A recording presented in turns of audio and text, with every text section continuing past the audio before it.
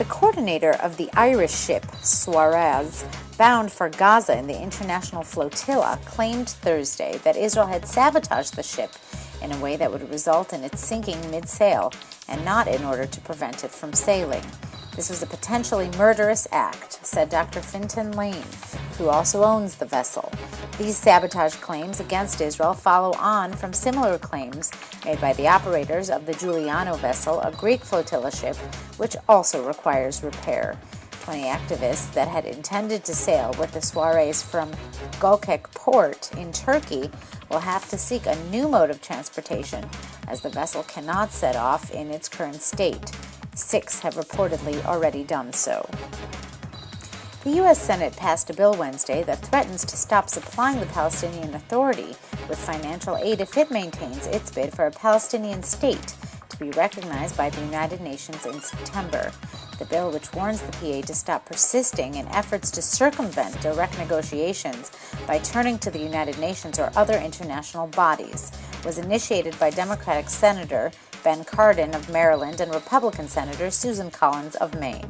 It insists that the Senate opposes any attempt to establish or seek recognition of a Palestinian state outside of an agreement negotiated between leaders in Israel and the Palestinians.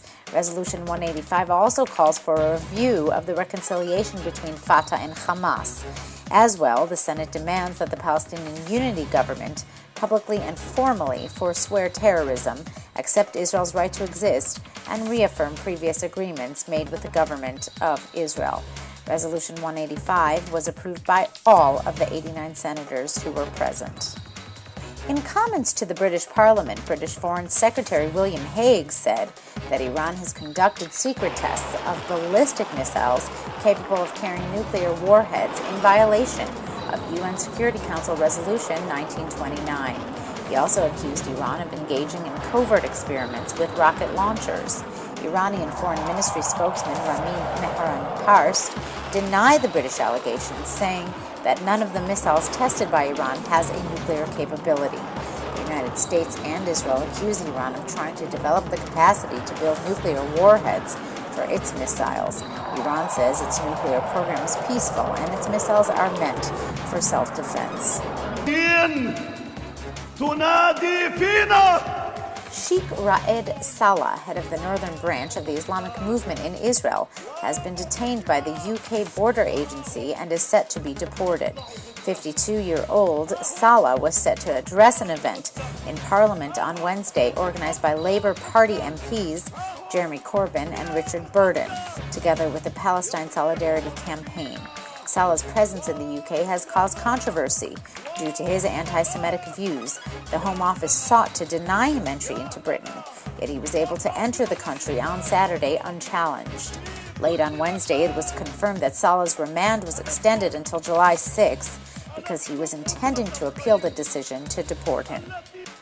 3 men convicted of plotting to blow up New York synagogues and to fire heat-seeking missiles at U.S. military planes were sentenced Wednesday to 25 years in prison. U.S. District Judge Colleen McMahon in Manhattan handed down punishments against 45-year-old James Cromitty, 35-year-old Anta Williams, and 30-year-old David Williams, who were found guilty in October of crimes including conspiracy to use weapons of mass destruction against the U.S. A 4th defendant, Lagor Payan, had his sentencing postponed pending a psychiatric evaluation.